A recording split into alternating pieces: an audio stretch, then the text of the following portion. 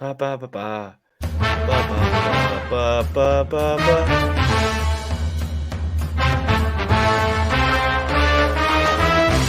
No black cats, just straight facts. Triple P certified. Listen, we can talk about odds all day. It doesn't matter what the odds are. It matters what's gonna happen.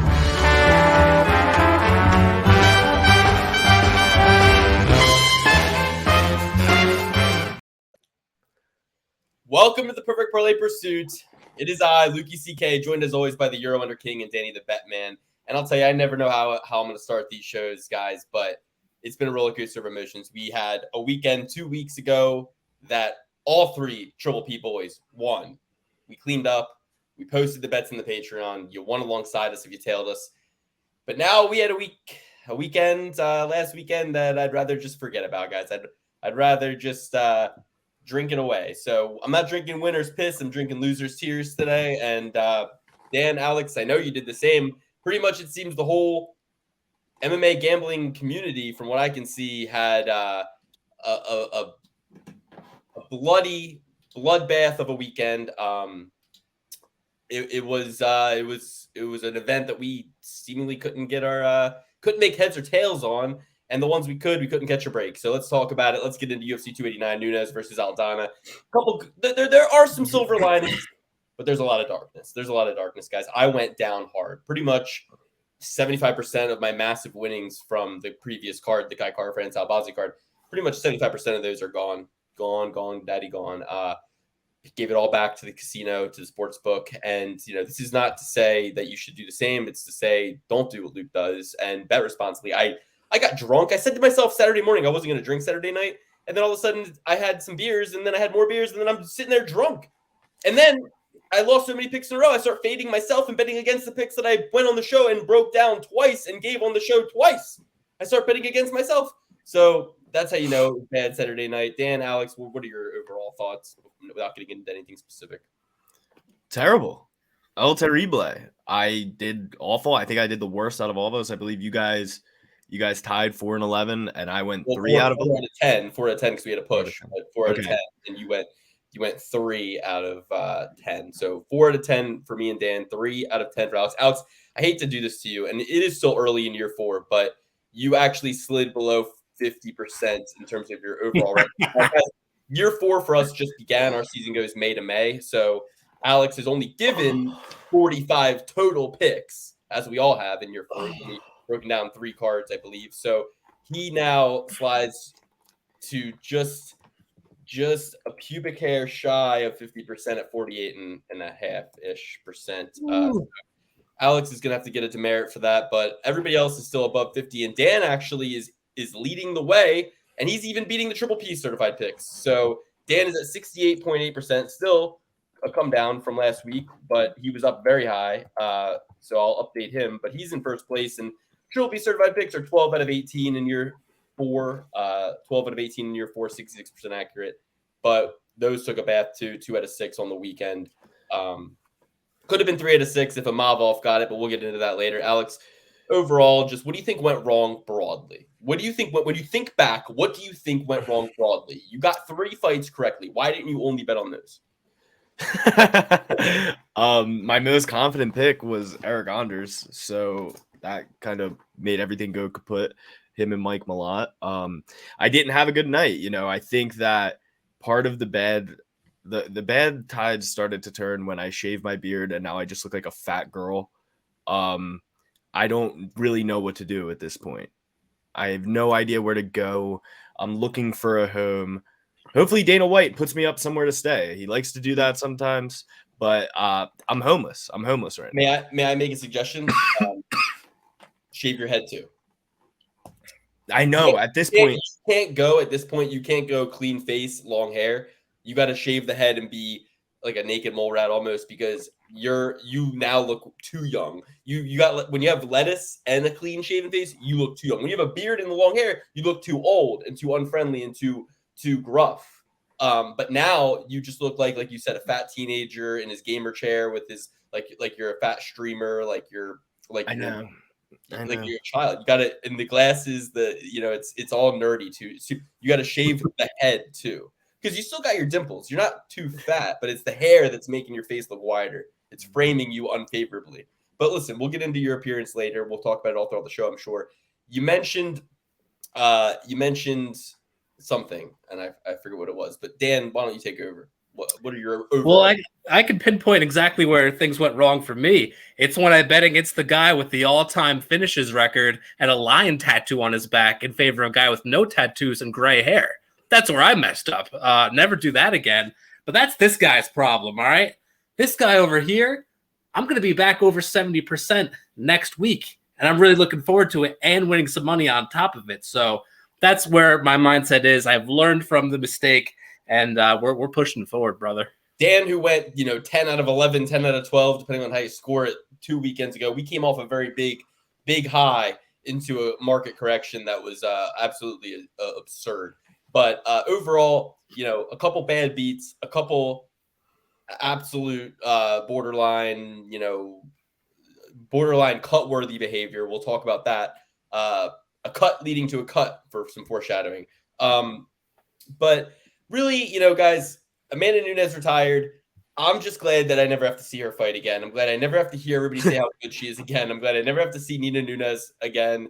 I'm glad it's all going to just fade to black and I can just be done with this movie. Do I buy it? No. She'll be back in some capacity one way or another.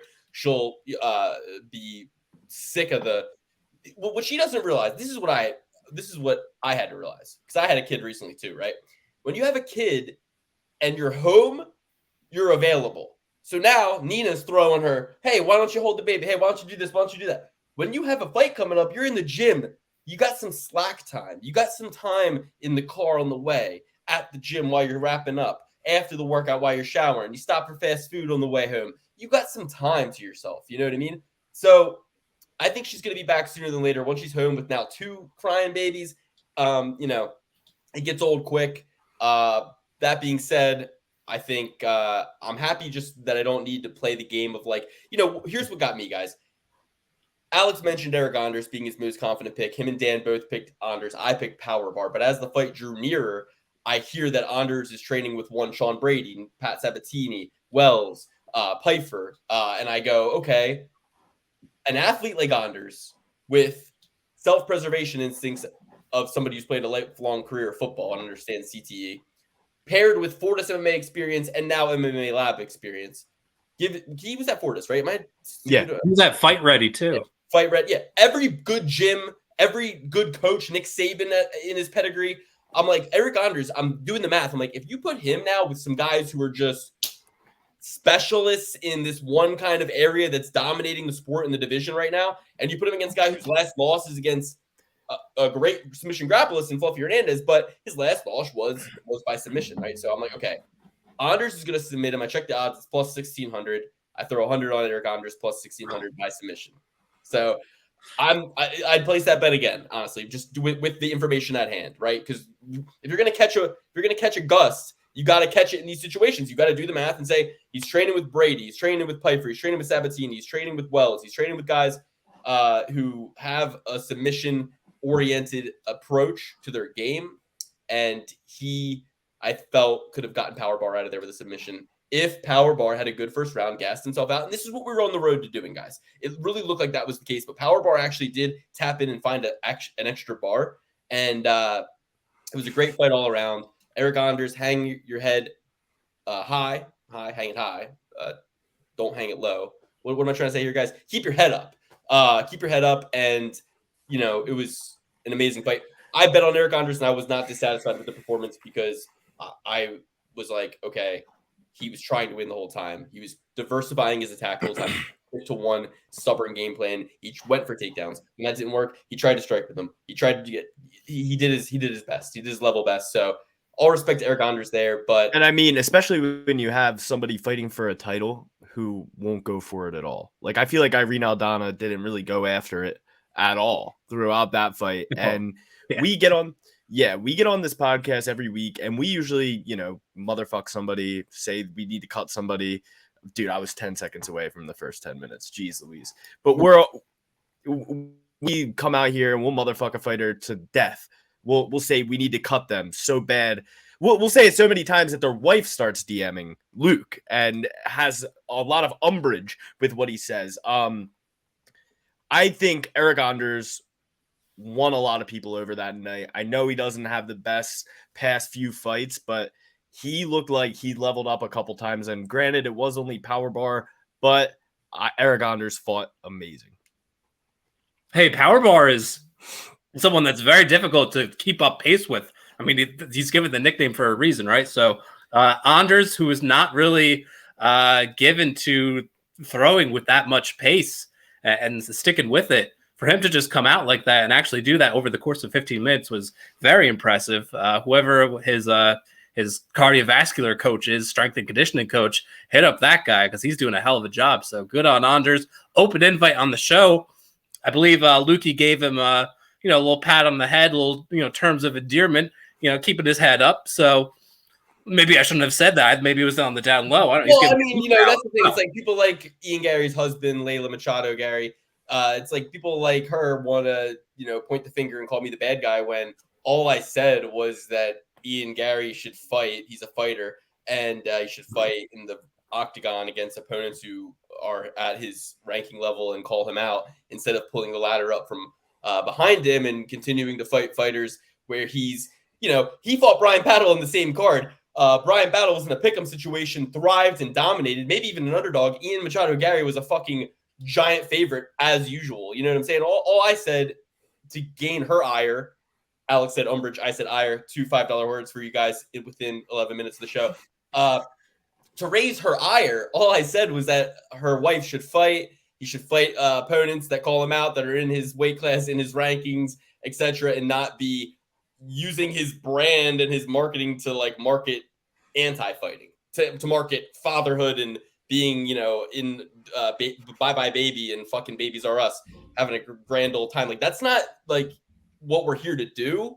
And you're kind of anti-marketing the sport in that way. You're kind of saying I'm not going to fight. And what? So others should do the same. I mean, you're getting a ton of positive PR from the UFC and the likes of Conor McGregor and others. So should they do what you do? Should more fighters do what you do? Should we log jam entire divisions and have guys sit out until they're enticed with a favorable opponent? Is that what everybody should do? Because I thought it was the Ultimate Fighting Championship. Anyway, bottom line is, it's the things that you do in the darkness that people don't see that really define your character, not what Ian Machado's husband wants to fucking point out. Either way, the offer still stands. I'm drinking beer, and I would step off my couch at 170 pounds in the UFC octagon, fight Ian Gary on 1 day's notice, okay? Send the contract. And don't say, come to the gym. I'm not doing that. That's stupid as hell. That's your note. I'm not doing that. I will fight in the UFC, and I'll bank on you fucking getting hurt in the training camp and not even showing up. Or missing weight. Because I'd make 170 fairly easy. I'd probably assume that over 6 foot tall fighter has a weight miss or two in his future at 170 pounds. Either way, this is not the Ian Machado Gary forum to address Ian Machado. It's not the forum to do that. I really wish I had the drop of Chael saying the thing I said in the private chat. Anyway, all right, moving on. We gotta get to the meat of the matter here, guys. Cut Chris Curtis from the UFC. We've handled Chris Curtis with kid gloves.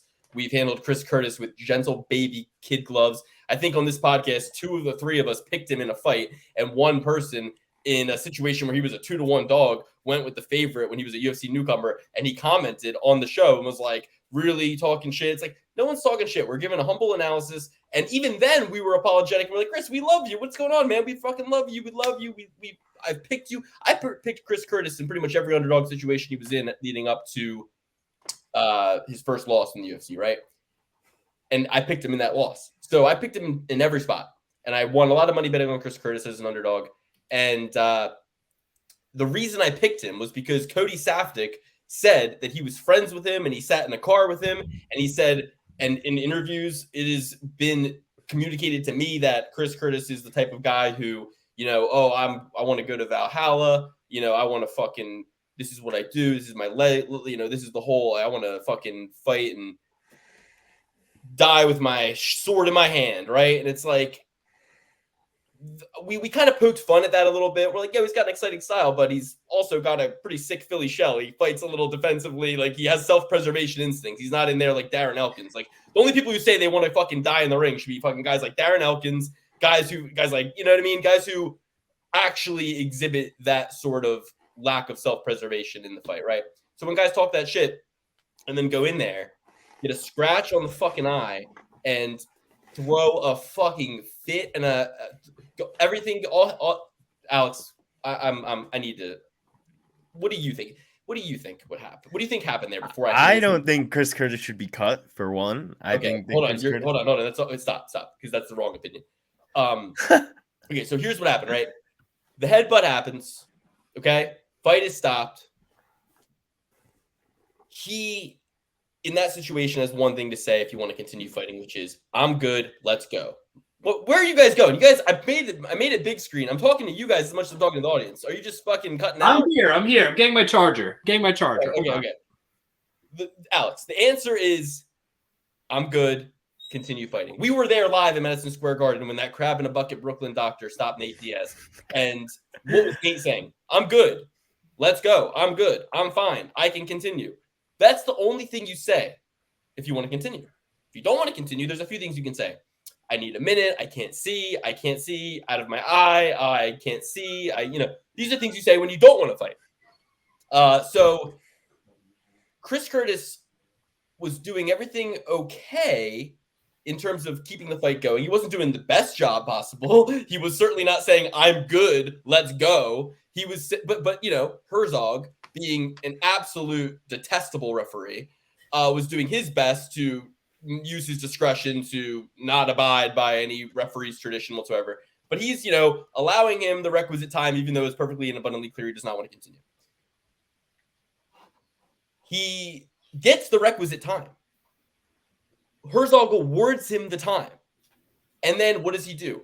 He breaks from his corner, his neutral corner, to the center point of the octagon where Herzog is, and begins attempting to use Herzog's shirt to wipe the blood off his eye.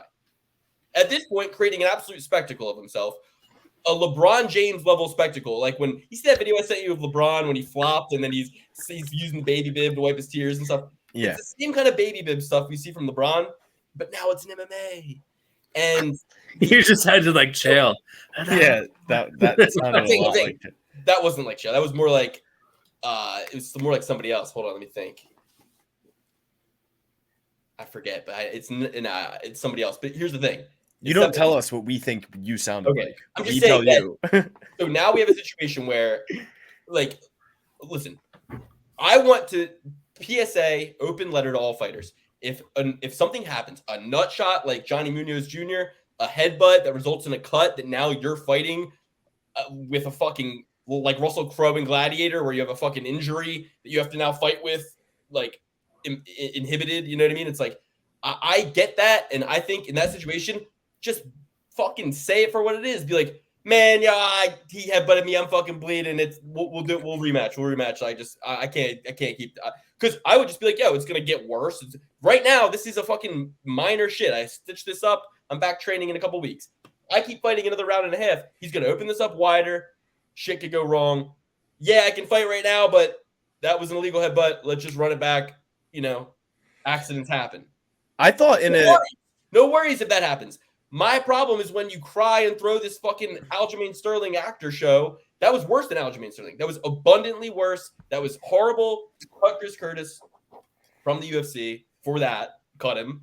And I mean, I think that's, dude, when he went back, when he went back and wiped his thing on Herzog's shirt, that was the nail in the coffin. That right there, because that's when Herzog was like, this is getting ridiculous. I have to stop it now.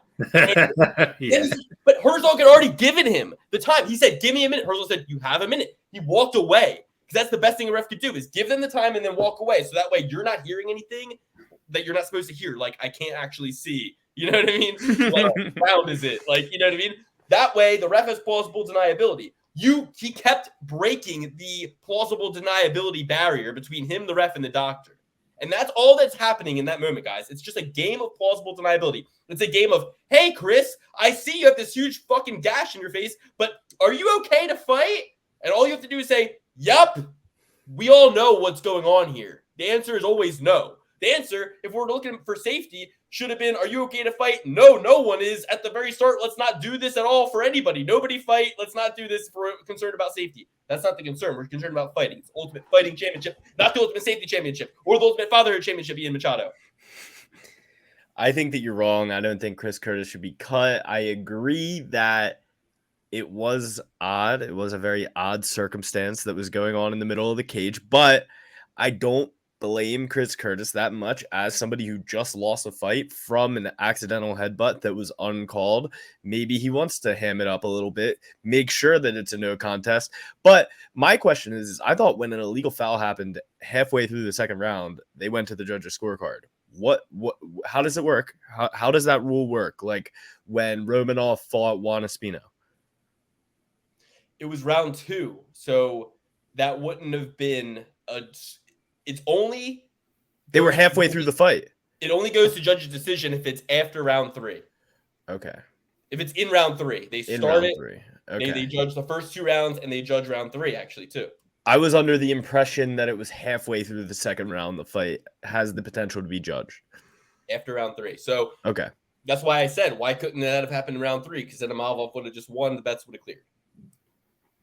Absolutely. Yeah, I don't blame him from the perspective of knowing that the fight wasn't going his way and maybe saying, hey, I'd rather not take the L, get a no contest, maybe formulate a different game plan next time out or a different opponent because he was not going to win that fight. DC brought that up as well. I thought and you know, in something that's possibly corrupt, Jason Herzog said to him to console him when he was throwing a fit and a temper tantrum, he said to him, it's going to be a no contest in not so many words. He basically communicated to him it was a headbutt. It's going to like as if to be like almost advising him. Mm-hmm. You know what I mean? And it's like you're not supposed. Herb Dean. The only reason I'm saying this is because Herb Dean specifically didn't do that because one guy was trying to get that information out of Herb Dean in that process when it happened. Forget who it was. Then in another situation, fighters will try to encourage a point deduction, but whether or not they can continue doesn't hinge upon a point being taken away or not. So Herb Dean, for as much as we talk shit about him, he did not disclose any information. Now, Herb Dean's his own can of worms because he, when Munoz got kicked in the nuts and then returned fire with a kick in the nuts, he was doing his little investigation on Munoz. We got into that on the episode last week. But my point is, all the refs suck. There's literally not a good ref. Not a single good one. I can't think of one. It seems like you like Herzog. I can't stand Herzog. I used to like Herzog. He was trying to give him the plausible deniability. Like you said, he was giving him every chance. But that's not okay either.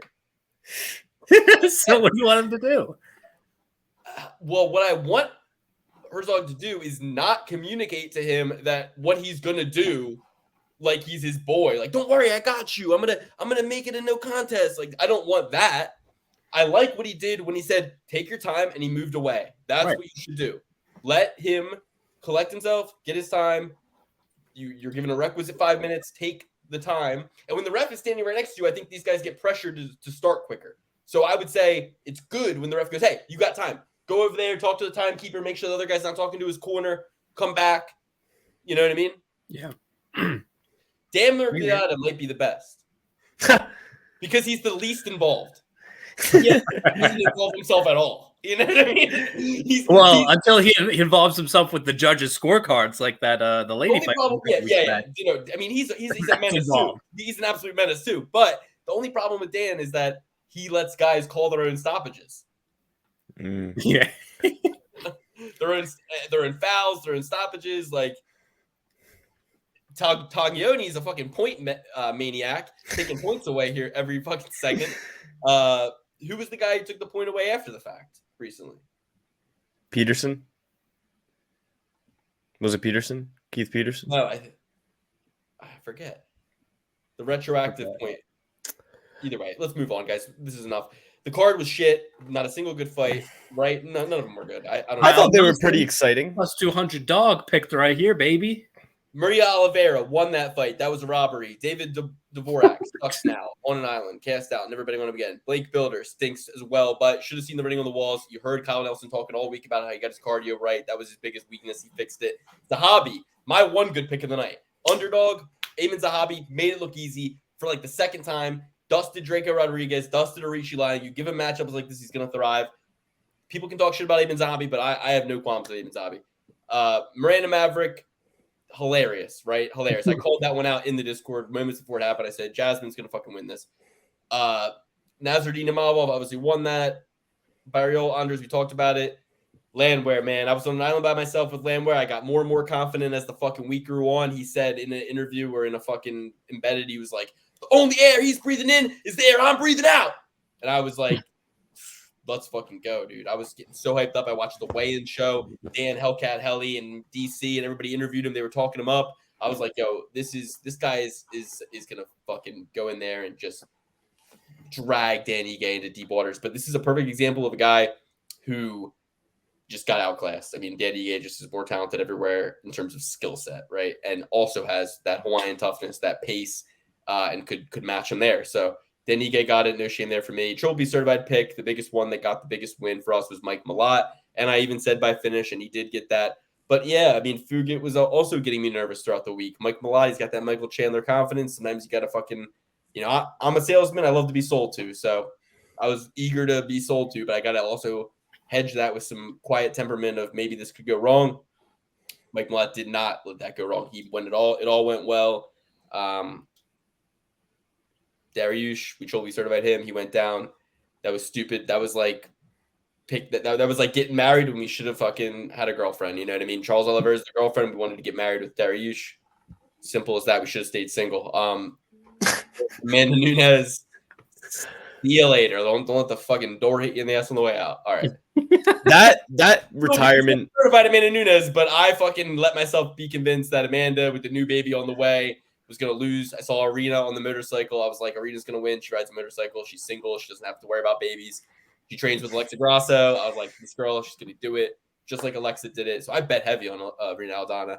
And again, baited myself to lose more money. Like I would have loved a Conor McGregor where he was criticizing Henry Cejudo, like, mate, you stand like this. I would have loved it where he was like, mate, your hands are up here. She's 15 feet that way. Your hands don't need to be up the whole time. Like, you're not in the pocket.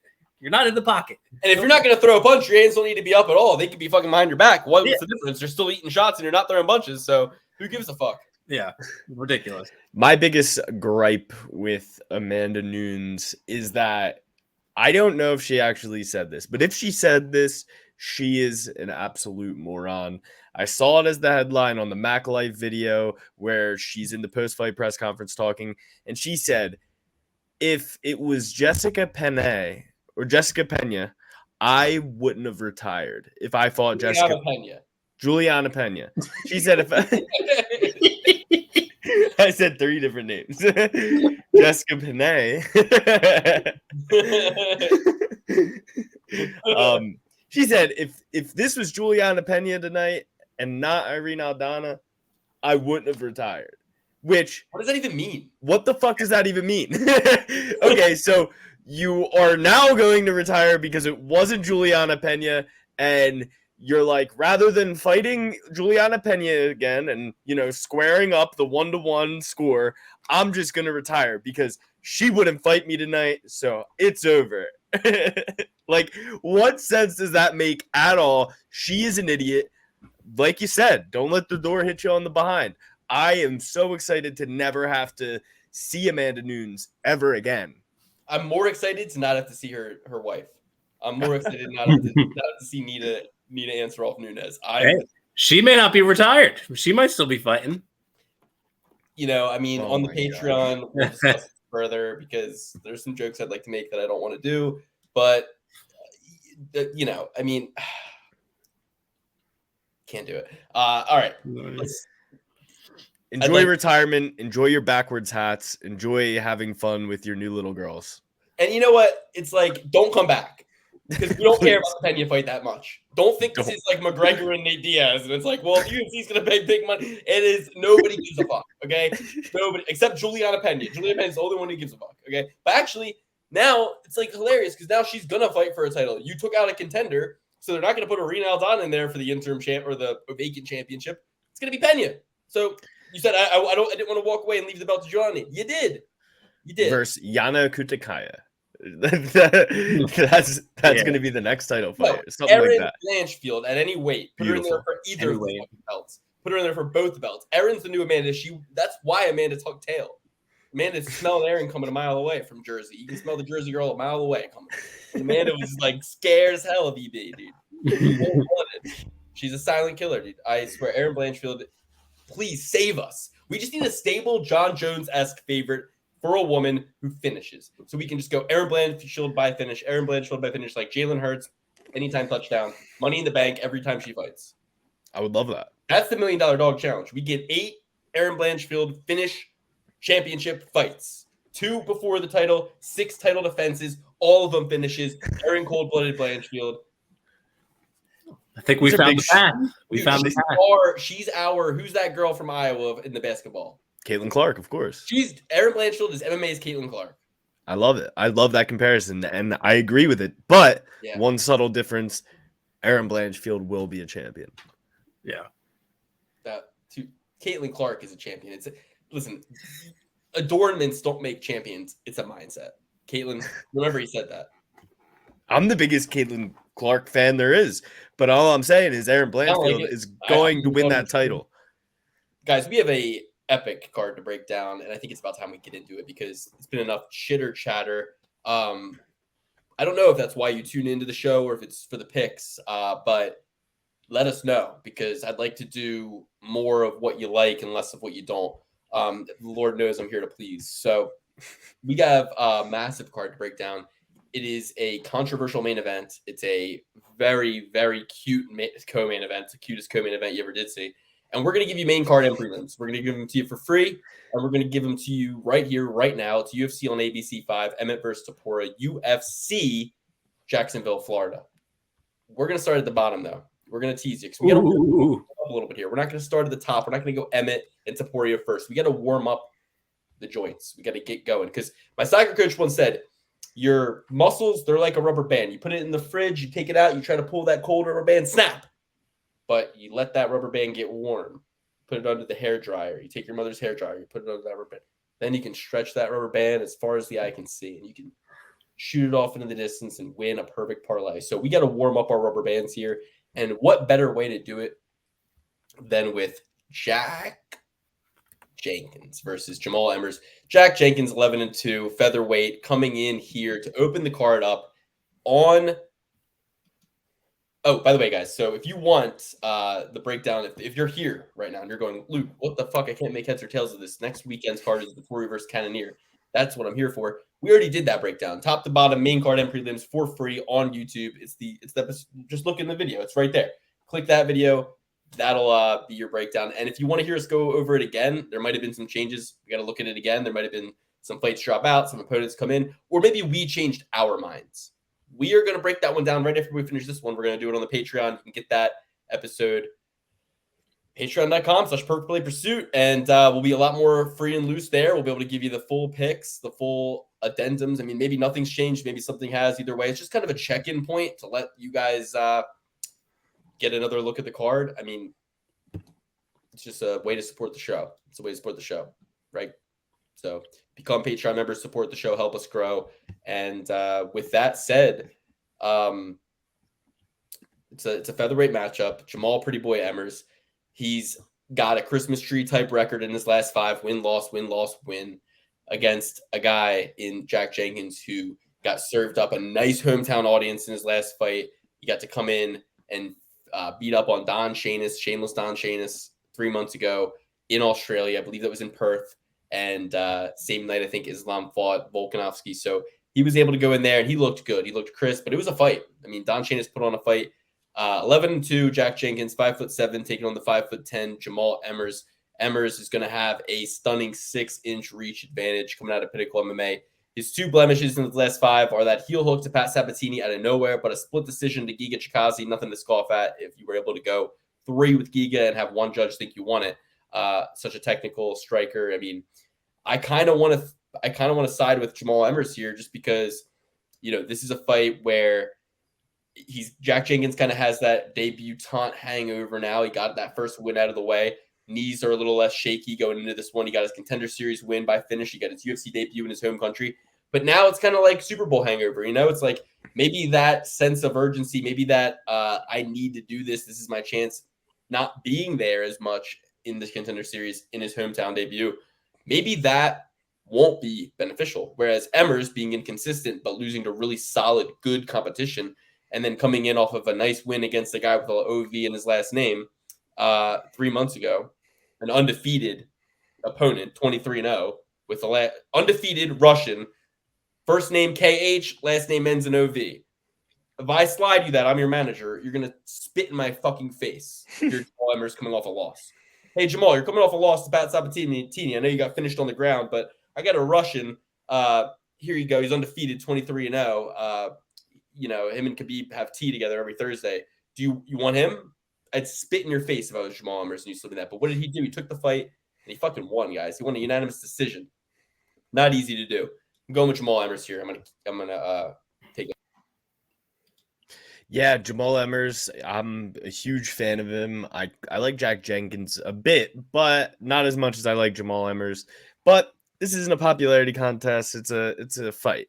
I personally think Jamal Emmers is going to be a little too long, a little too fast, and a little too strong for Jack Jenkins. And I mean, you look at Jamal Emmers. Luke mentioned the Pat Sabatini fight, the Giga Chikadze fight, but you even look down in his record a little farther. He was fighting guys by name of Thiago Moises in 2016, guys like Julian Erosa in 2018. He fought Corey Sandhagen, beat Corey Sandhagen earlier in his career. So he has a lot of experience against a lot of top competition, and I just don't think Jack Jenkins is going to be that level. Dan? Yeah, you guys have brought up all the necessary points here. Has not been given any favors, as you have alluded to. For this last fight, coming off an injury to Pat Sabatini, where he did well in that fight. I think he scored a knockdown in that. And again, fighting the likes of Corey Sandhagen and the rest of them, I think the experience is going to play a big factor here. I like the Super Bowl hangover take that Luke has going into it. There'll be fans there. It's a live event in Jacksonville, so it's not like it's at the Apex, but it's the curtain jerker, so probably not all that much hype going into it. Emmers boasting 100% takedown defense, and it looks like Jenkins, he employs the takedowns within his offensive arsenal a good amount. So having that American-style wrestling in his back pocket will definitely help him out as far as keeping this on his feet, where that 6-inch reach advantage will, I think, pay dividends with the jab and the speed. So give me Jamal Emmers as well, Triple P certified. Dan, it might be a little bit more packed than you think. Jamal Emmers is a pretty boy, but he's also a Florida boy. Born in Miami, Florida. So could be a little bit of a Brian Pooh Bear battle situation where, yeah, it's an early fight, but people are showing out for their guy. Nice. Amazing. Well, we got Alabama boy Trevor Parking Lot Peak. That's the nickname I gave him. Versus Victor the Brick Martinez. Now, until Jimmy the Brick Flick formally retires for the third or fourth time, we're gonna need Victor to put that nickname back on the shelf. But he can have it when Jimmy the Brick Flick inevitably retires, just because it flows off the tongue a little bit better than Victor the Brick Martinez. Victor. I like Victor. Victor. What can we do with Victor, Alex? Think about that before your turn's up. But I'm gonna go with Trevor Peak in this one. Easy pick for me. All piss and vinegar, Alabama. We just got done talking about Eric Anders. Now we're going to talk about Trevor Peak. He shows up. He fucking swings out of his shoes. And, yeah, he might even show up as an underdog in this one because our boy, Victor the Brick Martinez, has a lot more fights than him. But ultimately, coming off a knockout loss to Jordan Levitt 3 months ago, put him in there with Trevor Peak. Yeah, that's not good because Trevor Peak, he's going to connect at some point, right? I mean, even if you give him one bullet in the chamber, he's gonna throw it. He's gonna connect. Martinez is going down hard, fast, and excitingly.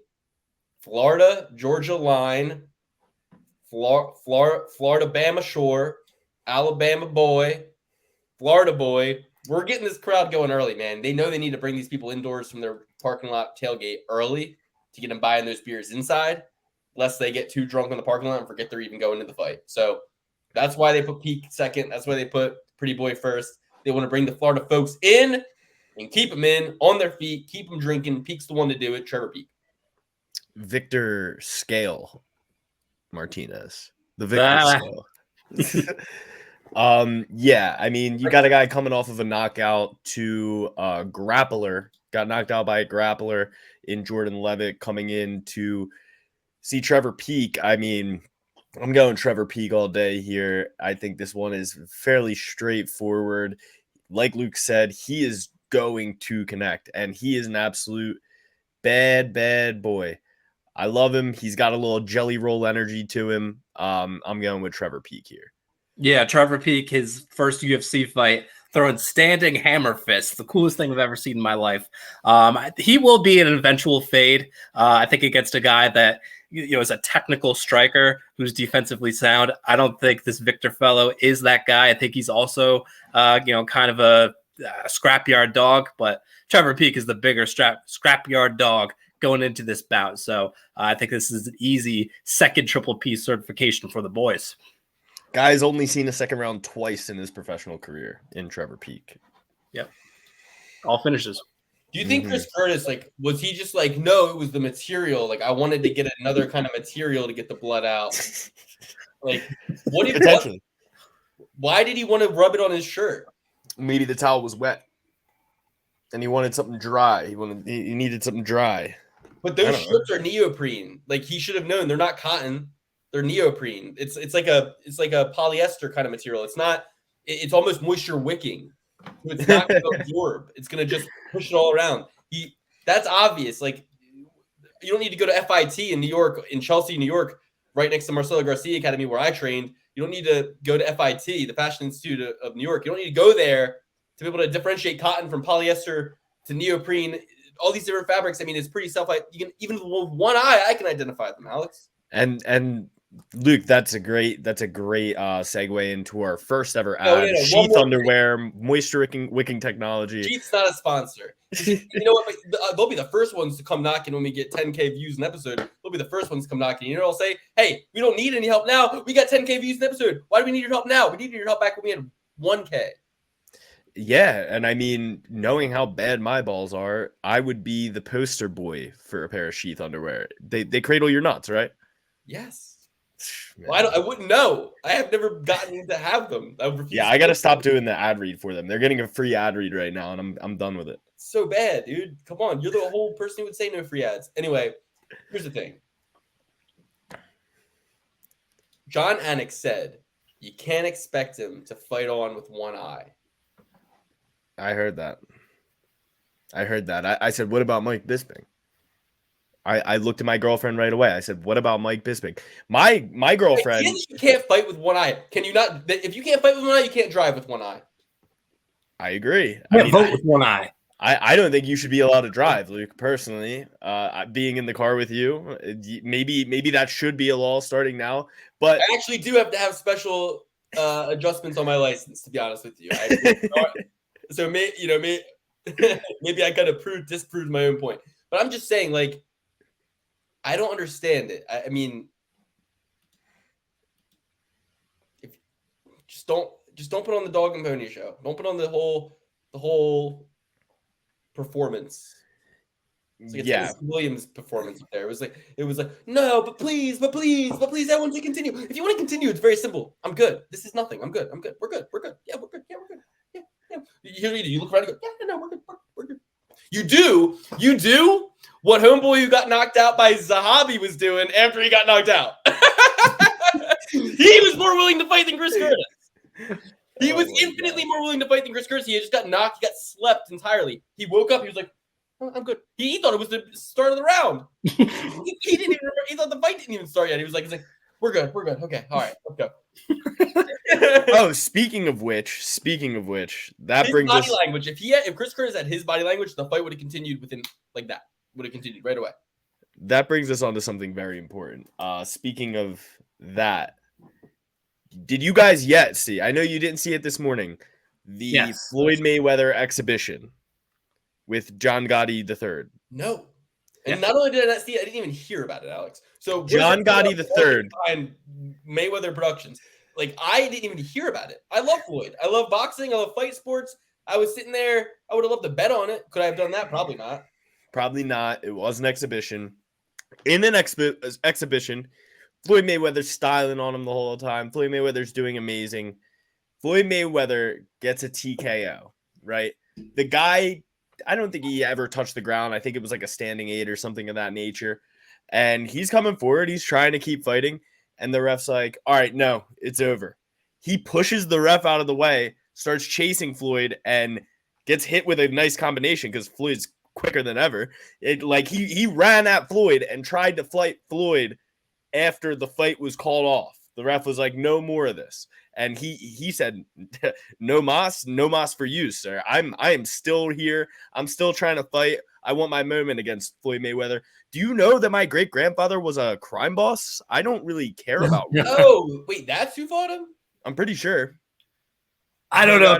Related. For some reason, and he's dead. I thought this is how drunk I was all weekend and still am. Arturo Gatti? I thought he'd been Arturo Gatti, and he's dead. Rest in peace. I was like, he said Gatti. I was like, well, maybe they're fought Arturo Gatti. That's crazy. I just moved on. I was like, I just have more. I have a kid. I have more shit going on in my life, in my head. Like I didn't even connect it. I just moved on. Yeah, but Chris Curtis should have done something like that. And that's how little I cared that I missed a fight between a dead man and Floyd Mayweather. I didn't even look it up. I didn't even go like, oh, I just was like, oh, that's crazy. Moved on. And then here come to find out it was John Gotti Jr. as you're talking about.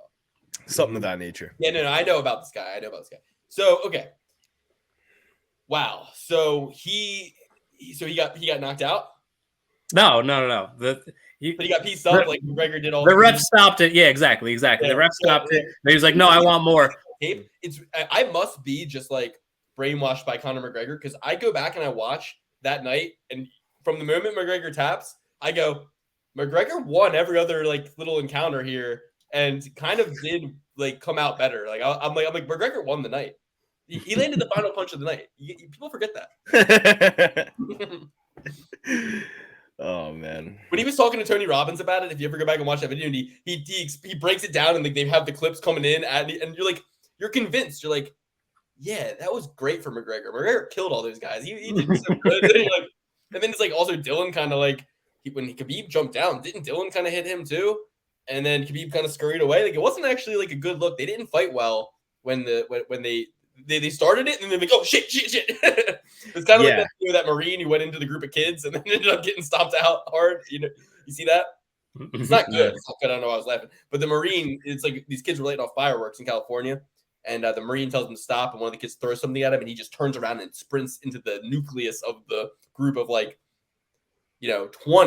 14-year-olds. And we all fantasize about like how many 14-year-olds could I beat up? Probably a good 12. But no, these kids were feral, dude. I think it's all the amphetamines that they give them nowadays because these kids were feral, dude. They were on them like white on rice. Yeah, they were in the fetus position pretty quick. The kids were stomping them. It was bad. But point is, the fetal, not the fetus. The point is that was like Khabib. Like they started. He jumped in. He's like, oh shit. Wait. There's a lot of people. Like Khabib jumped into McGregor's corner. He was the only one there. Yeah, and I always thought it was revisionist history all this time, where Dylan Dennis is like, I punched you 3 times and you ran away like a girl. I've always thought that was like revisionist history. Then I was watching that Conor McGregor documentary on Netflix, and no, that's exactly what happened. Khabib jumps over and Dylan Dennis goes bang, bang, bang, and then they get separated, and then everybody, all the chaos is ensuing. Because if you jump on somebody, you have to land on them. Otherwise, you have to land and then attack. Yeah. And while you're landing, I'm attacking, baby. Yeah. At least Dylan was. All right, let's move on. Enough of that. Rude Boy, one of our favorites, taking on Wellington Turman. Now, Rude Boy had a very, very disappointing performance against Jack Della Maddalena. Went down, rear naked choke, kind of got knocked out and tapped out. I took him in that fight. But I think the real crux of that was he was in Australia, and they had him around a lot of wildlife. They had him at the zoo. He was holding, I believe, a marmot. I believe he held a what's the other animal? He was holding several exotic animals in Australia leading up to that fight on Embedded. Go back and watch it. You got to think, guys, American immune system coming over to, granted, he is from New York, Queens, New York. No short supply of diverse food and diversity of life there, but he's still coming into Australia, the land down under. They're putting exotic animals in his hands. I reckon he probably had some sort of novel virus going into that fight against Jack Della. That's just my assumption. If you go to these countries, Josh Emmett also got finished in that fight. He was like kissing a wombat. They had a wombat. He was like, take a picture. I'm like, Josh, you stupid idiot.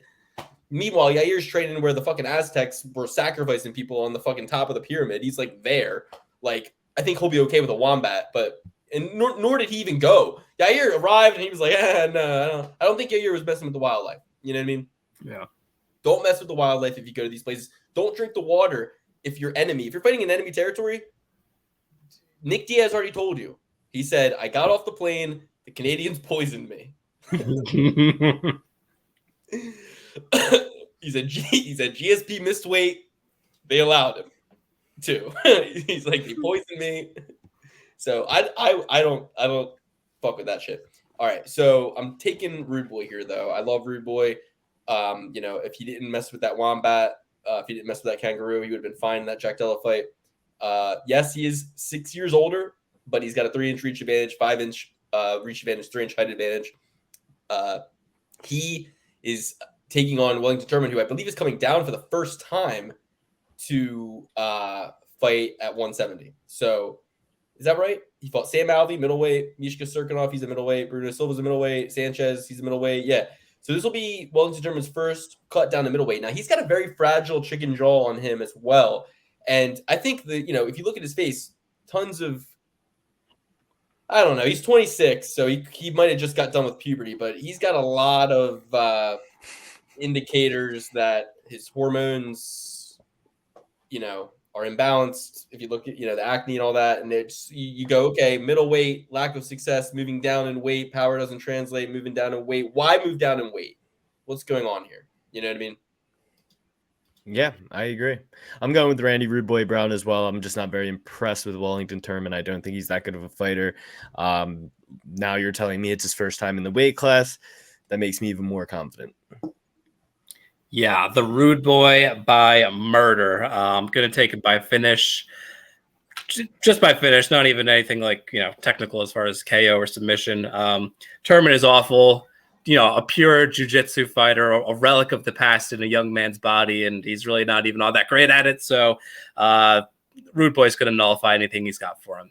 Randy Brown, third Triple P certified pick in a row. Let's do it. All right, next we got Justin Tafa, bad man, taking on Austin Lane. Austin Lane is going to be making his debut 8 months off of his Contender Series fight. He's 35 years old. 6 years older than Justin Tafa, who will be this, he's going to be a little meatball in there, the little bowling ball. He last weighed in at the limit, whereas Austin Lane, a little bit more athletic, 240-pound heavyweight, 6'6", 6-inch reach advantage, 6-inch height advantage against Justin Tafa, and leaner. I'm eager to see what Austin Lane brings to the table here because we know what Justin Tafa brings to the table. It's that Australian style that you see from guys like Mark Hunt. You see guys from like people in his lineage like Junior Tafa. You see this style fighting from Tafa. You know what to expect. He's got absolutely no ground game. We saw him pretty much get destroyed by Vendera in that realm, right? Jared Vendera was able to take him down pretty much at will, smother him. He was able to knock out Harry Hunsucker, Parker Porter, but those are guys like him. Those guys built plotting, thick, overweight, maybe you could say. Austin Lane, say what you will about him, he's older, but he's going to be moving better than the 29-year-old at 35, I think. I think he's going to come in a little bit more athletic.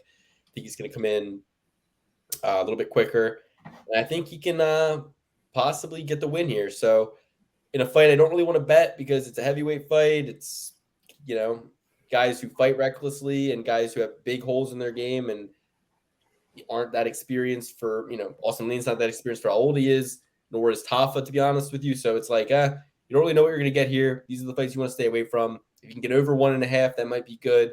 But I would really caution against betting this one. I'm going to take Austin Lane. More to prove, more to gain, more to fight for, quicker, faster, longer, taller, more athletic. I don't know if Austin Lane and Julian Lane are related, but I think they both just want to bang. Yeah. And I think that's what's going to happen here. Fight does not go the distance. I'm also going to take a shot on Austin Lane here. 35 years old. We know how old he is. He's got his the date of his birth on his chest, 1987. So I like what I'm seeing here. I like what I'm seeing out of Austin Lane. Never a big Tafa fan, either him or his uncle or brother, however their relation is. Give me Austin Lane. Yeah, this is going to be a tough one. I'm not really going to be too invested in it myself. I'm going to roll the dice and take Justin Tafa.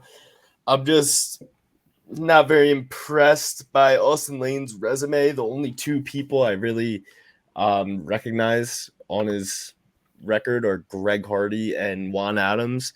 And he split with them, lost to Greg Hardy, beat Juan Adams. They're both terrible.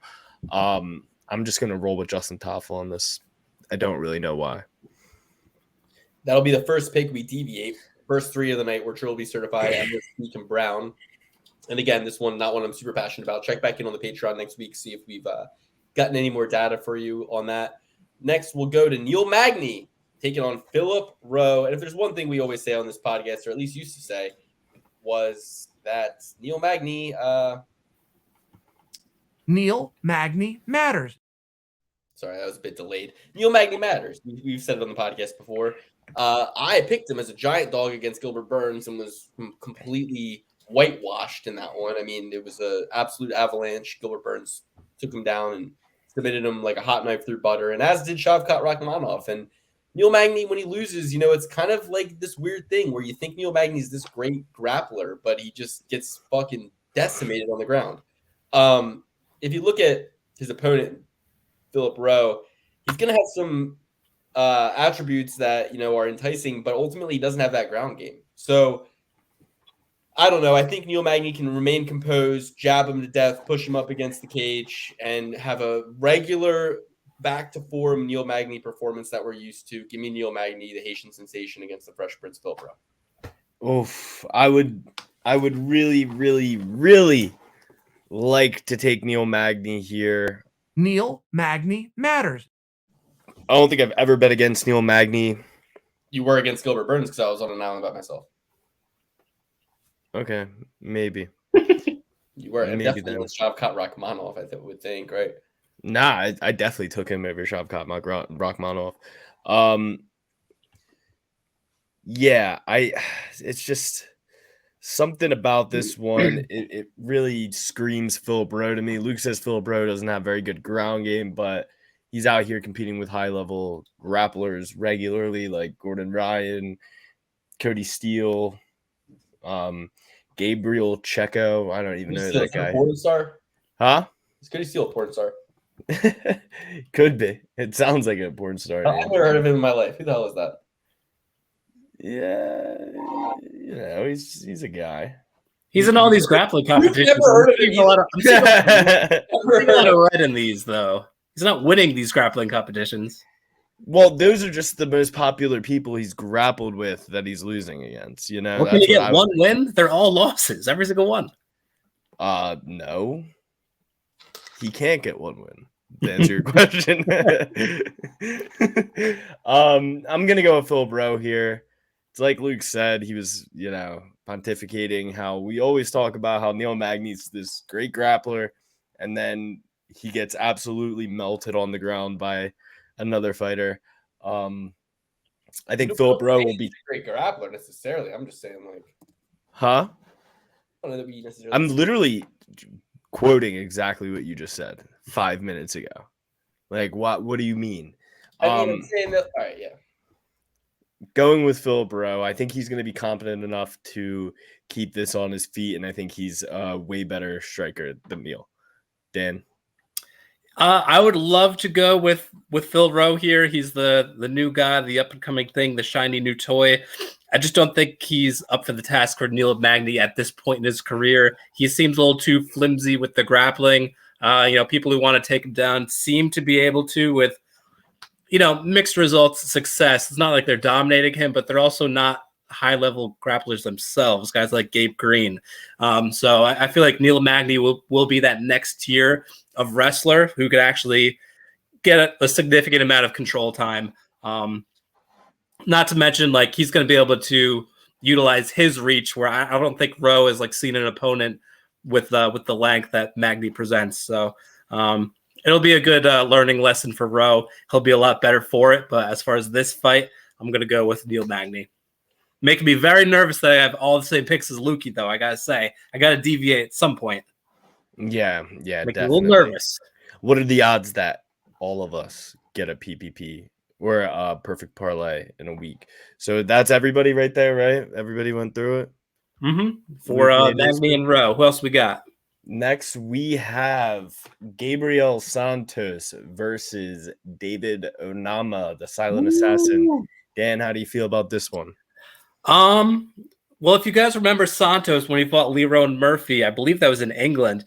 This guy was a killer. I mean, he lost by the slightest of margins.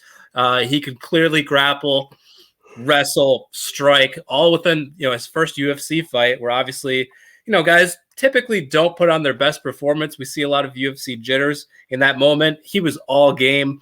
I feel like he's going to have a significant speed advantage against Onama.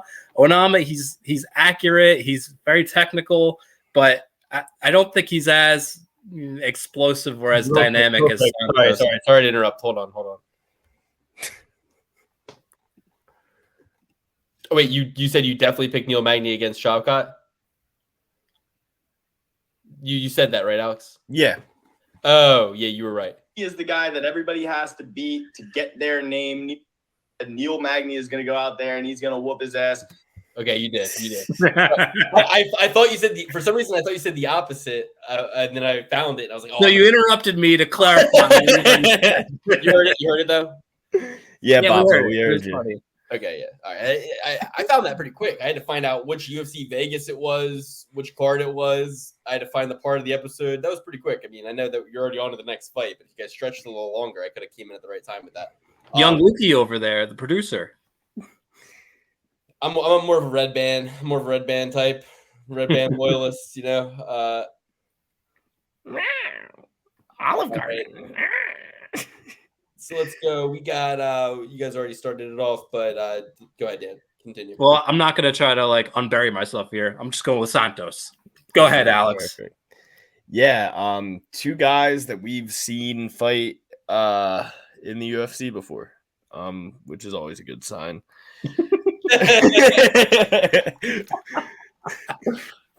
David Onama's tenure has been a little longer, and he's fought some tough guys: Gabriel Benitez, Garrett Amfield, Nate Landwehr, Mason Jones. But some things are just inexcusable, especially after seeing Nate Landwehr last week fighting against Dan Ige. I don't know about you guys. Landwehr seemed a little timid in there to me, but I mean, I guess that's going to happen when you get cracked by the same guy 3 times in a fight. Landwehr seemed a little timid, and he wasn't really putting that pressure on Dan Ige. I thought he could have swung that around because, like Luke, I faded myself. I started to fade myself, and then I actually started to win some fights. Anyway, where was I going with this? David Onama, he is a great first-round fighter, and his cardio kind of fades. I want to go with Gabriel Santos. He really impressed me in that loss to Leroy Murphy. I had Leroy Murphy on a parlay that night. My money did not feel safe when that decision was about to get read. I think Santos is going to go out there and get it done. He just seems more well-rounded, and going into, like Dan said, going into hostile territory for your first fight, going overseas, and putting on a performance like that. Yeah, you didn't get the nod because the hometown kid beat you, but I think you'll get the nod in this one. Let me derail this train and take us off the tracks and not let us arrive at Triple P certified station. I'm going to go with David Onama because David Onama is somebody who now has, as Akon would say, somebody to put the blame on. When it comes to James Krause, he can now put the blame of every bad thing that's ever happened in his life into the bucket of, man, I was in that toxic environment, right? My old coach is now being investigated. I was in a toxic environment.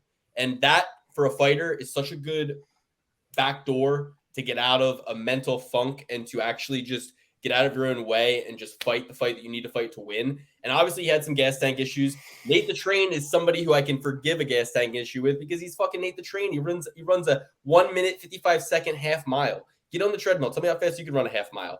I might be able to get 3 minutes. I don't know if I can get a minute and fucking 55 seconds. So point is, Nate's got an amazing cardio, and he Homer Simpson him. He took an absolute beating in that first round and was able to just stay alive. And yeah, he won the fight. Moral victory, and also a victory. And no disrespect to Nate, but I'm just saying I believe in Onama coming back here, and I'm going to pick him here, and I'm going to take him. David Onama, as Econ would say, put the blame on Krause. Beautiful. All right, next up, we have another cutie fight. Well, one of the sides is cute, and some people might fancy Robertson. Jillian Robertson versus Tabitha Ricci. Dan, what do you think about this cutie pie fight? I feel like Jillian Robertson is going to get the JRE curse going into this. I think she's a very good fighter. I pick her a lot more than I feel like most handicappers do. I respect the game. She's got some, doesn't she have the most submissions all time for the ladies? Yeah, I was about to say, weren't you sucking her dick like 2 days ago because of that? Like talking about, Jillian Robertson. Who can submit Jillian Robertson? And I said Tabitha Ricci. And then the UFC gods gave me the opportunity to watch this happen live. I don't recall that, but I wouldn't be surprised. As I said, though, I'm going the opposite one on this. I'm going with Tabitha Ricci. All the things that I think people would, have come to mind, right? Another jiu-jitsu grappler who competes in that realm, but also probably a little bit of a better striker, probably quicker to the punch. And again, I think the JRE curse is going to rear its ugly head. Too many times you see a fighter get on the show and, they're saying all the good stuff, inspiring story, you're all into them, but then they just, drop the ball the next fight. So I think that's going to happen in this circumstance. Give me Tabitha Ricci. Awesome. Yeah. You really 180'd from what you said a couple weeks ago when you were like, Jillian Robertson this, Jillian Robertson that. She's so good. There's not a woman in the UFC who can submit her. And now you're going with the woman that I picked to submit Jillian Robertson. I like that. I like that a lot. And I love your style. Keep it up, kid. You're going to go far. I'm going with Tabitha Ricci as well. Luke, what do you think about this one? I pull up the clip of Dan doing that. Why don't you put it up on your phone? It would be UFC Kansas City, Missouri. Look, it would be in reference to her fight against Piera Rodrigues. If that was a prelim fight. It'll be on the Patreon, which you won't be able to get to. I'm not a member myself. She won the fight. So I was justified. I feel like it was just 2 short weeks ago. I don't even think it was. It was back in April. It was back in April. So you're saying that back in April, Dan said nobody can submit Jillian Robertson, and you said that he said she's the best submission artist in UFC history. She has the record. And I said, well, I could name 3 girls in the UFC that will submit her tomorrow. Mackenzie Dern, Tabitha Ricci, and I can't think of another one right now. I think you're just fantasizing of things you wish you said. Yeah, this is like when you get in an argument and then you're in the shower later and you're like, fuck, that's right. I said this. I should have said that. I'll tell you what. I'm going with Tabitha Ricci as well. This one is going to be a fucking bloodbath. I love this shit. Jillian Robertson stinks. Everybody loves picking Jillian Robertson. Says she's good. She's not good. She stinks. Smell her from here. So I'm not. She's the girl with the red hair at the gas station. In another life, she comes up to your car, needs 3 quarters to finish out what she needs for a pack of Newports. Okay? Come on, help me out here. What do you want to help with? It seems like it was a pretty well thought out statement. It wasn't. It really wasn't that well thought out. I think she's probably a really nice girl. She's from Canada. She's cool and all. I don't know. Every time some woman with dyed red hair like that comes up to me, I'm in the Baltimore. I'm at a Baltimore gas station, and they need money to buy cigarettes. That's just my experience. Maybe change the hair color. I know it's Canadian red. She's from Canada, but her biggest art is Brazilian jiu-jitsu, and Canada's about to land right in Brazil. And Jillian Robertson, a girl happy to pull guard, easily going to get submitted by Tabitha Ricci, or at least dominated for the course of 3. From bottom, give me Tabitha Ricci all day, baby shark. Your picture would be fully painted if you included the Cookie Monster. The Cookie Monster pajama pants, or the Pittsburgh Steelers pajama pants, or the Baltimore Ravens pajama pants. Yes. Yes, 100%. And the girls that I'm talking about are just as athletic, like in terms of like their physical. They're usually on methamphetamine, and they probably would not like. Honestly, I wouldn't. They can probably run a half a mile in a minute and 55. They could definitely run a mile.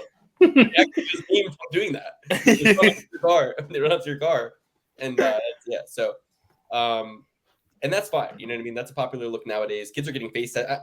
She's 28. I'm an old man now. She's got the cool red hair. I'm just the old man saying she looks like, you know, she's one of the Baltimore crystal meth addicts. I'm saying that, but I'm the same guy who probably would see these millionaire kids with the face tattoos and say, you look like you should be in jail. But meanwhile, they're laughing all the way to the bank with their 100 million Instagram followers, you know? Yeah, absolutely. I shave every day. I don't dye my hair. I don't get face tattoos. This podcast, you know, doesn't get as many views. Maybe if we dyed our hair, we've been saying for a while we should have aliases. We should just come on and have different names. I agree. Well, we started out with a few aliases. We've kind of already done that. The Batman, Lukey CK, Euro Wonder King. I mean, those were all aliases, but some people just don't follow the rules very well and accidentally say your whole government name, and then you just gotta take it from there. You're not gonna get rid of that one.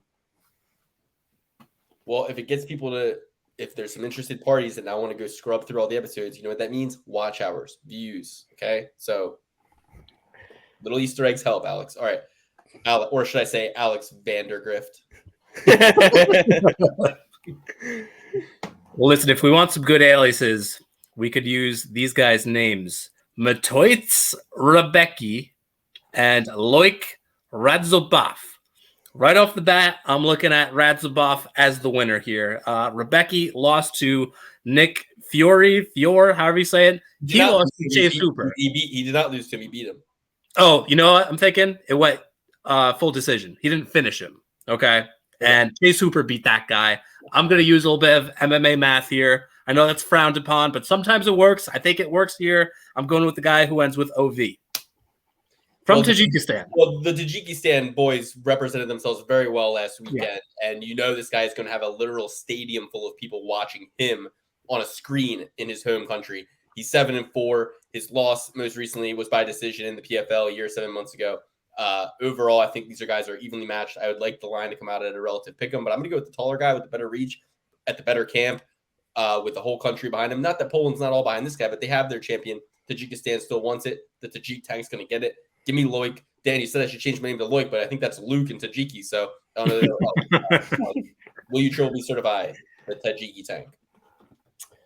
I'll certainly think about it. I mean, this guy couldn't even win $1 million from the PFL. You think he's going to come out here and start winning UFC fights? The Tajiki boys have been getting their butt kicked in the PFL for years now. They ship them in, they get their butt kicked, then they come to the UFC, and now they're just all going to have success all the time just because they're filling stadiums? I don't think so.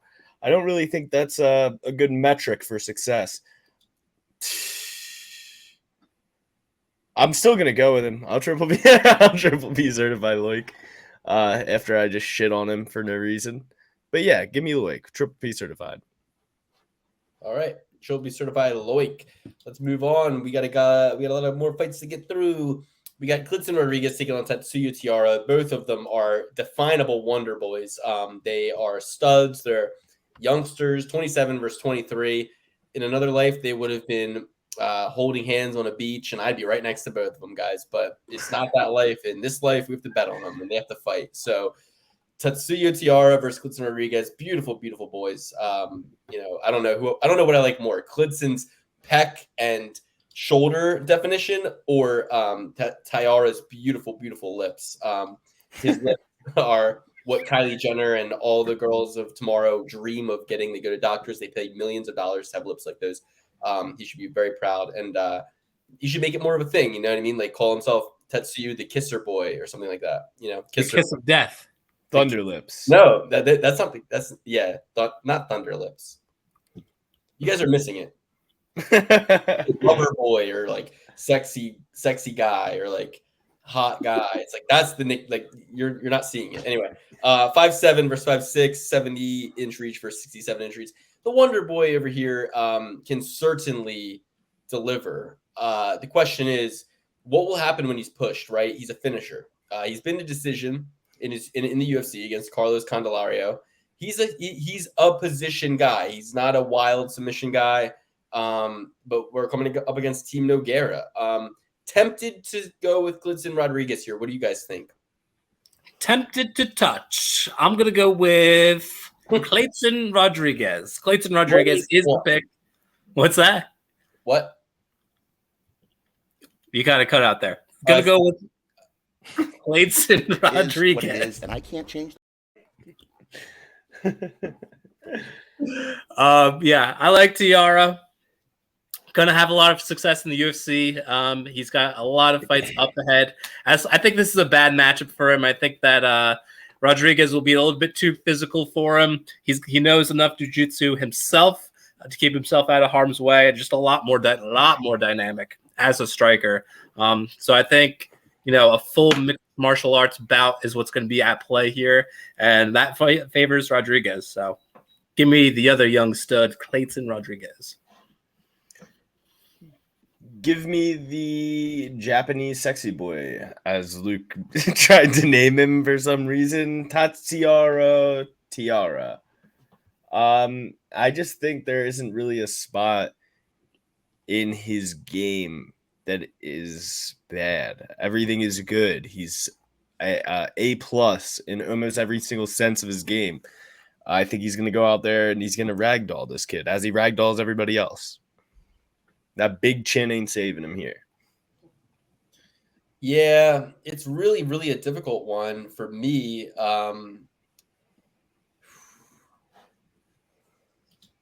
I like a lot of what both you guys are saying. I mean, to get a real honest take, you guys are going to have to check in on the Patreon. You're going to have to check in on the Discord. You're going to have to check in on the Open Bet sheet. You're going to have to see what I'm thinking of when I see them face off at the weigh-ins.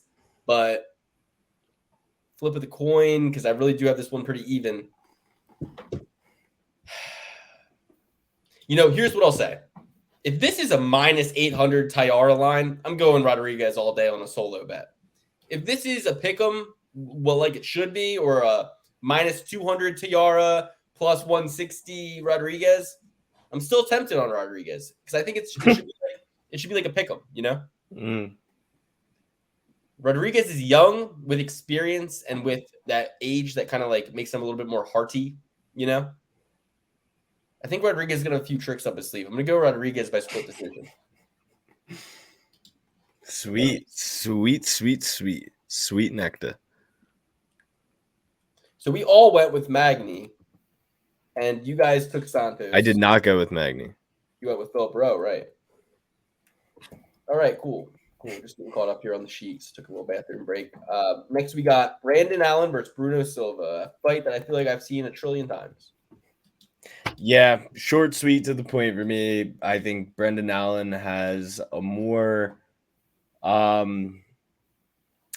diverse game, but he has really bad fight IQ, and that could get him in trouble with a guy like Bruno Silva. He's got some cinder blocks for hands and a big hard head. Brendan Allen, his chin's been tested quite a few times. I would like to see Brendan Allen get this to the ground. I think he has some of the best top game in this weight class. Really heavy on top, strong, powerful guy. If he just doesn't chase submissions, chase a knockout, I think this is Brendan Allen all day. But that fight IQ is the main question.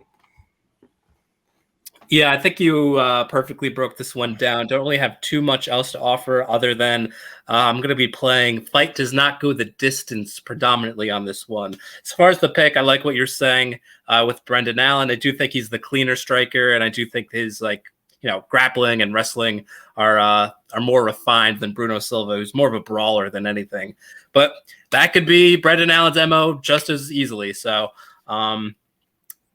official pick, I'll have to go with Allen, but not really all that confident. Really would rather play fight does not go distance. I mean, listen, knocking out Brad Tavares a month ago is no easy task, and I think Brendan Allen has the submission skills to get this one done, though. He's surging. He also got a submission win last month that was not expected. I mean, if you would have told me that he submitted Andre Muniz, that would have been crazy to me because I would have seen it the other way.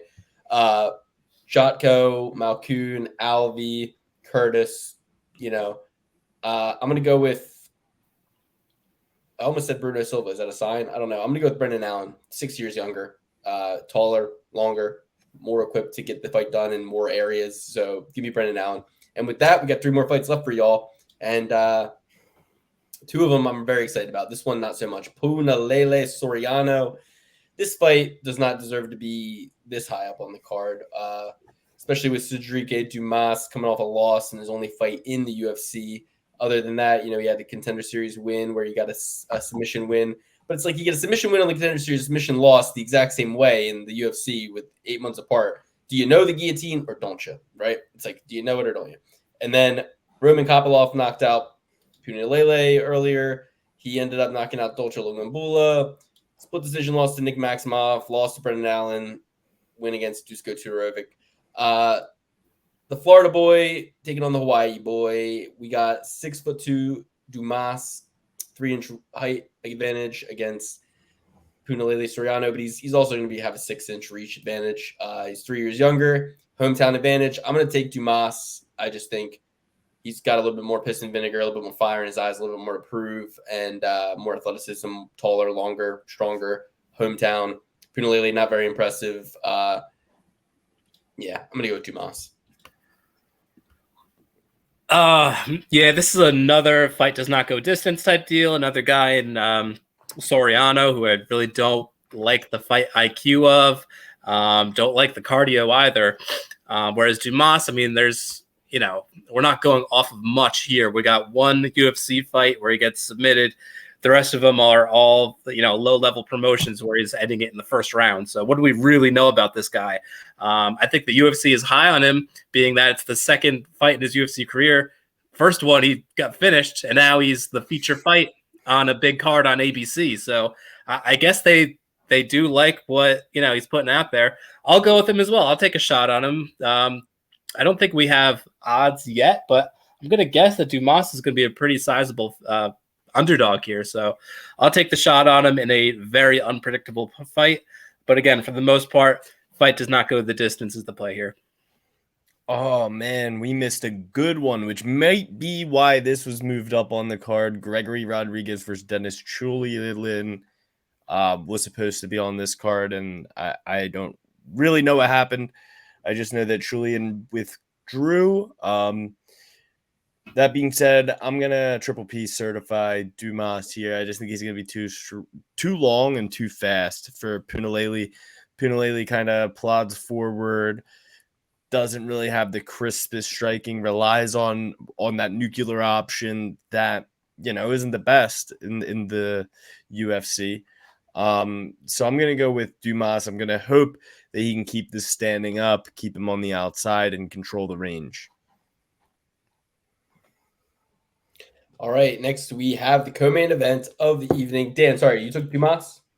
Yeah. He'll be certified Dumas. And next we have the beauty competition of the month. 2 fighters that we, on this podcast, respect, have a lot of, positive feedback for them as far as their skill set goes. But Macy Barber, certified cutie, Amanda Ribas. Cutie. She's coming in, and Amanda Ribas is going to delight us all with plenty of pre-fight interviews. She's just such a bundle of joy. We love Amanda Ribas. And this is going to be such a cat fight. This is going to be absolute bell to bell, 2 girls not wanting to take a backward step, pushing forward and going for it. Crazy. So much can go wrong for both of them here, right? The way they both fight very recklessly. Macy Barber in her fight with Roxanne Madafri, tore her ACL. Amanda Ribas likely to try to oblige and give her another torn ACL with a leg lock or with some sort of leg manipulation on the ground. Amanda Ribas got a lot of tricks up her sleeve, but fights like an idiot. Let's be real. Goes in there, hands up or hands down, chin up, takes 3 to give 1, forgets that she is from Ribas family jiu-jitsu and that she should be using that, much like a Mackenzie Dern, right? Much like Mackenzie Dern, she Mackenzie Dern, these girls are going to give me a heart attack. They don't use their strengths. They go in there, they all want to be Mike Tyson when they need to be a Honda House, right? And Yeah, get him to the ground, armbar, armbar, armbar, right? That's what we need to start doing. She lost to Marina Rodrigues. She got knocked out. She got fucked up by Mackenzie Dern, too, if I remember correctly.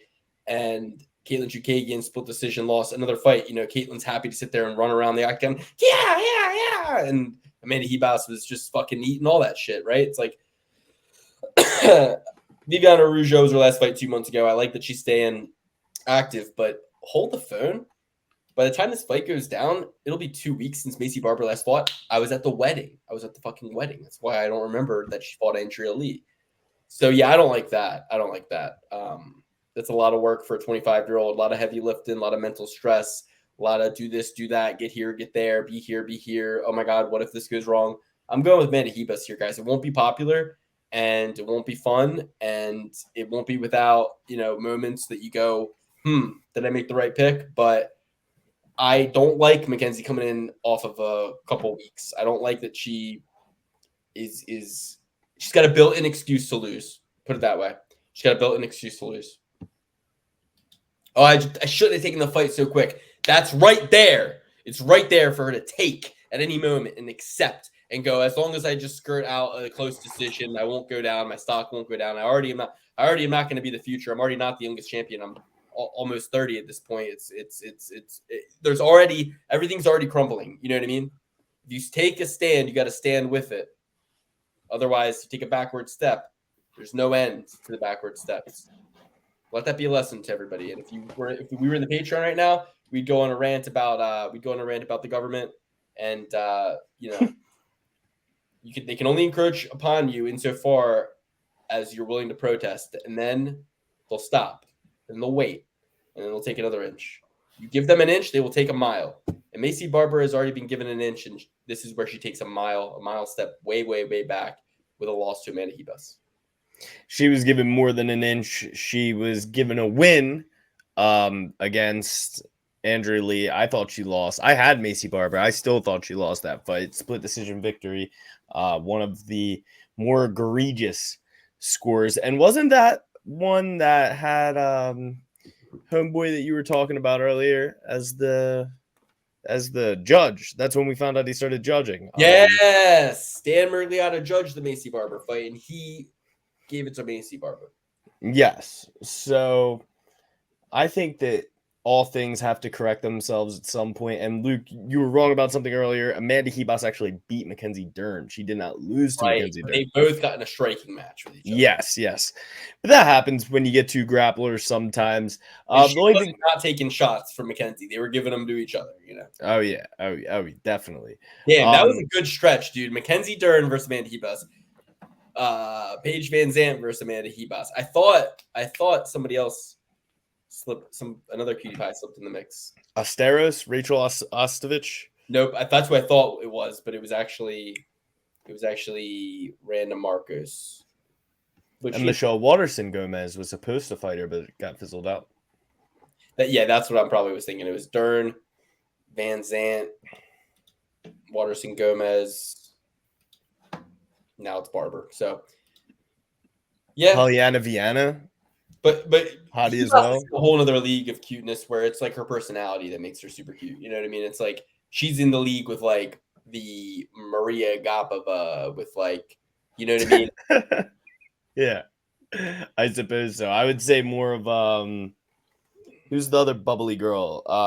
Carolina Kowalkiewicz. She's not dependent upon her beauty because she's just so cool and so fun. Carolina Kowalkiewicz. That's who I'm thinking of in comparison to. No, you're missing it. See, no. You're thinking of Verna Jandaroba. No. That's not who you're thinking of. She's from Brazil. You're thinking of her. No. Yeah, you are. I'm not thinking of her. I love Verna. Of course. She's putting on for your people. And Verna is cool and does have a cool personality. Yeah, she walked out to the Island Boys, man. Come on. Exactly.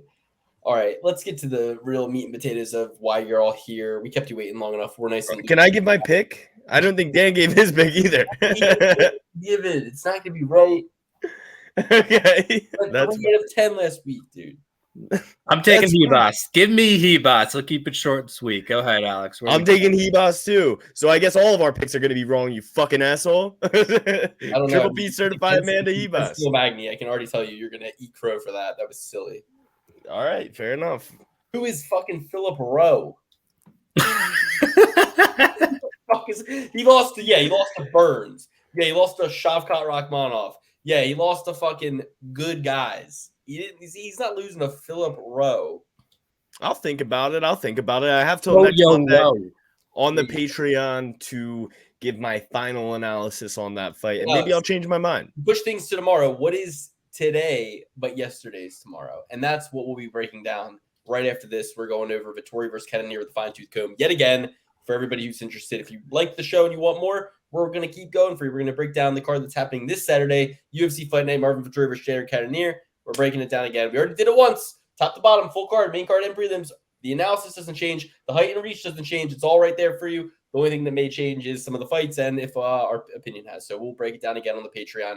Patreon.com/PerfectPlayPursuit. That's where you can get the open bet sheets. That's where you can get all the picks neatly organized for you. That's where you can DM me. It's where you can get the extra episode. It's a lot of fun to be had on Patreon. That's where you can support the show. Really, all the Patreon is a place, a portal for you to donate to the show to keep us going, get us where we want to be, which is obviously just world domination and independent financial sovereignty. So that would help a lot to subscribe for the full year too, not just a month to month. If you sign up for a month to month, it really truly does nothing for us between taxes and fees. There's no benefit to that. It's only a year. You sign up for the year. Set it and forget it. And then call me in a year. Let me know how the year went for you. 2 weeks ago, I won $2,000 for everybody who detailed me in my open bet sheet. So there you go. That's, I mean, well, what's a year? $100? That's 20 years for you right there. So do I win every weekend? Absolutely not. This show is for entertainment purposes only. Odds subject to change, not financial advice, and never gamble. But, you know, I do what I can and I give what I can, and I only give. Trust me, I only give. I never take. Josh Emmett versus Ilia Topuria, guys. Just really, if every UFC fight were like this, we really could call it the Ultimate Fighting Championship, right? I mean, if every fight were like this, we really could call it the Ultimate Fighting Championship. But we're 10 years away from every fight being like this, just to let you guys know. I still have a dream, a wing, and a prayer that I could fight in the UFC because we got guys. We got low-hanging fruit like the Chase Hoopers of the world. And I could make an entry into there. But at the end of the day, 10 years from now, I won't be able to say the same because every fight will be like Josh Emmett versus Ilia Topuria. Iron on fucking iron. I mean, Josh Emmett, you want to call him an old vet of the division, that's fine, but this is a lightweight class. If this were heavyweight, he'd be the most dangerous guy. He'd be the champion. He's 38 years old. He's a relic for 145, but has not really missed a beat with age. His story has more so been, I think, injury and missteps in the fight, right? I mean, you have to look at the last fight as an absolute intellectual misstep. How he ended up in that position with Yair. How anybody, I mean, getting submitted in the UFC is already a 33% likelihood. So you're already not playing realistically with good odds going for submissions. But then to be submitted from an opponent who's on his back with a triangle, it's just very unheard of in a title fight.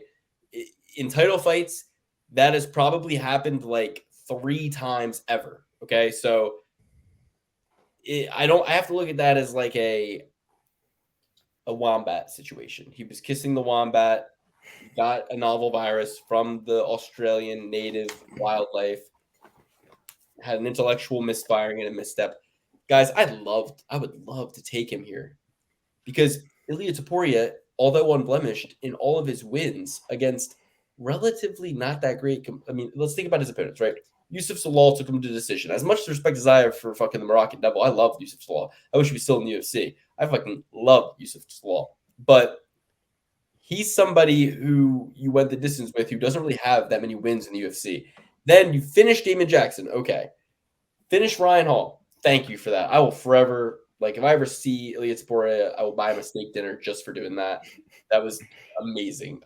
When Ryan Hall was wriggling around like a worm, and then he absolutely just send him into the nether realm. As somebody who hates the leg lock game, there was no sweeter fight to watch than that fight. shout out to Damon Blackshear also for doing that for us. But Ryan Locke really epitomizes and symbolizes the leg lock game. And to see him not be able to go after the fight was just so good. I mean, I wish fucking Topuria did that. I mean, that whole Bryce Mitchell, he fucked him up, got him out of there. We all knew that was going to happen. He was undefeated at the time. My point is, Jai Herbert dropped Ilia Topuria. And Ilia Topuria fights too cocky, too confident sometimes. You come in there against Josh Emmett, you do that, he's going to fucking knock your ass out. So I'm a little bit worried about picking one of my favorite fighters against one of my favorite fighters. Josh Emmett, I've won on as a dog with him many times. I love watching him fight. I love picking him. I picked him against Yair, and I picked him every fight before that. So I have a pretty good history with him, although I lost my last one with him. Obviously, I picked Ilia in every fight he's had. I've won every fight he's had, but not without him keeping me worried in that Jai Herbert fight. So I'm going to go with Ilia Topuria. I'm just going to let the fucking numbers speak for themselves and say, he's younger by a lot, faster, skilled in everywhere Josh Emmett is. And I think in a game of inches, he's got heat of distance in terms of reaction time and speed. And I think he gets it done. But I would love to pick Josh Emmett here. I really would. I'd love to see what the line is. It's not out on Tapology yet. Yeah, I'll go with Topuria as well. Younger guy, not injury-prone guy, unlike Emmett. The grappling's there, the wrestling's there, the tenacity is there, the dog is in him. I feel bad for Josh Emmett. Sorry to interrupt you, but too much so. That's my only problem with him is that he needs a little bit more of a George St. Pierre in him, and I worry that this is that fight that he gets finished in, and it changes his whole way of fighting, and he goes, I'm going to fight every single fight to win every single second, every single minute, as opposed to just fighting a little bit cocksure, a little bit too confident, a little bit disrespectful to the opponent's game, whether you're trying to draw them into a firefight to open up space for you or not. It's like there are ways to do it that are safer, and he takes unnecessary damage. Sorry. Do you think Uriah Faber likes Josh Emmett? Yeah. I think he thinks he's a weird loser guy, and he's bummed out that his best fighter is Josh Emmett. I get that impression. His best fighter is not Josh Emmett. Yes, it is. Who is it? You're going to maybe pull up Team Alpha Male's roster right now? How about you have an answer before you so cavalierly say it's wrong? So many fighters? All right, let's see. Their best fighter. You look into that. I'll finish my statement here. I can't go with the guy who, seemingly tears both of his ACLs every fight and will somehow eke out a win. Sometimes, he'll lose. 9 Jiaonan Yan. No. He's their best fighter. No, it's not. She's going to be in a title fight against the champ next. No, she's not.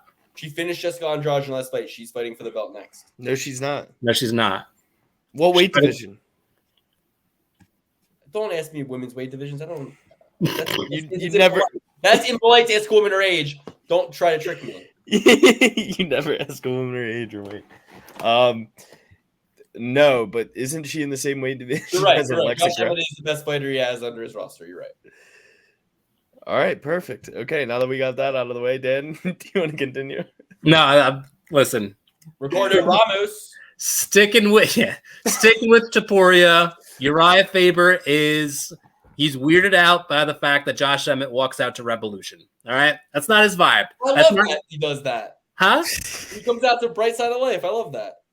Or no, yeah, I think it's cool, but Uriah Faber doesn't. Sky's the limit. Yeah, Uriah Faber doesn't. I want to know why Uriah Faber has a professional fighter by the name of Omar 187 Hussein. Do you know what 187 is, Dan? Do you know what that is, Dan? No. It's a code. It's a code for police. They say it when an officer's down. Officer down. That's crazy. Yeah. We got a 187. We got a 187 here, Roger. Get him in there against Miles El Chapo John. A former police officer, right? I think you were thinking of Trevin Giles. Oh. I thought Miles Johnson was a former police officer. Nah, I mean, I don't know why he would name himself El Chapo if he was a former police officer. That seems pretty opposite, Well, but he could have been. I'm not going to Judge. Some people can get into chapoing after. Place in fight culture to be anti-police, okay? Because it's like what your whole shtick is that you like can beat up cops. It's like anybody, like, so you know how many cops came into the jiu-jitsu gym I used to train at? It's Cherry Garcia, Luke. It's like easy to cops have guns. That's why they're hard to fight. They don't have a reputation for being tough, is what I'm saying, or a reputation for being elite fighters. They have a reputation for having handcuffs, guns, and backup. that's and donuts, right? A lot of the time. So okay. All righty. It started out as a positive police tirade. We lost half the audience. Though. And ended with back to the blue. Yeah, they hate when you bring up donuts. They don't. That's like they don't like that. So okay, let's go through the full picks, top to bottom. I got mine right. How about you let me give my fucking pick? You talking to Josh Emmett. You're saying that you're out here who doesn't, or who was saying that? Who said that? Man, dude, you have fucking amnesia. It's unbelievable. I think I got a concussion over the weekend. From what? It was in my sleep. It was a dream concussion. I was taking some pretty big shots in my sleep. Whatever happens in the Matrix happens to your body in real life. No, it's just that your significant other punches you in the face mercilessly. No lie. I know a guy who was passed out and his significant other teed off on him. Oh, isn't that the dream? Good relationship. You know him too, Alex. Oh, awesome. Even better news. I can't. Don't bring it up. Move on. Well, yeah, we're not going to talk about it now. Tell me later. Okay, I'm just going to take Elliot Topuria. Fine. Okay. All right, guys. Guys, if you want to see this continue, we're going into the Patreon hot. We're going right in. And I'm not slowing down. I have no intention of slowing down. Okay, move on. Let's go through the full picks, top to bottom, everybody. All right. If you're rolling with me, you will be taking Elliot Topuria. Wait. It's not Elliot. It's not Elio's Pizza. And... All right, Elliot Topuria, Amanda Ribas, Dumas. What's his first name? Dumas. Doesn't matter.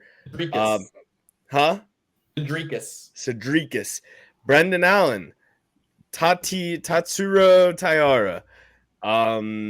Tati. Yeah, Thunderlips. Who's the? Oh my gosh, dude! Why did these guys get Radzhabov. Tabitha Ricci, Santos, Rowe, Tafa, Philip Rowe, Justin Tafa, Randy Brown, Trevor Peak, and Jamal Emmers. Those are Alex's picks, top to bottom. Enjoy. That's it. They change next weekend on the Patreon. All right, and now we're gonna get off of the show right now, and nobody else has given their picks. Not sure. Alex, people probably dropped off because they were like, "Oh, damn it." Potentially the 6 people watching. Again, all eyes on you, baby. What are your picks? Oh, sorry, I didn't know the camera's on me. Elliot Topuria, Amanda Ribas, Rodrigues Dumas, Brendan Allen, Clayton Rodrigues, Lloyd Braun, Tabitha Ricci, Gabriel Santos, Neil Magny, Austin Lane, Randy Brown, Trevor Peak, and Jamal Emmers. Beautiful. And we have a lot of Trophy Certified picks for you, but if you're going with me, Ilya, Shrimp Topuria, Amanda Ribas. You will not get me this time, Missy Barber. Let's get it off again, guys. I'm not warmed up for that. Go to the next week. I'll have a little bit more Amanda Ribas for you. Amanda Ribas! Topuria, Ribas, Rodrigues Dumas, Brendan Allen. Those 4 right there, fucking Triple B certified. Clifton Rodrigues, subject to change. Loic Radzhabov. Tabitha Ricci, David Onama on an island by myself there.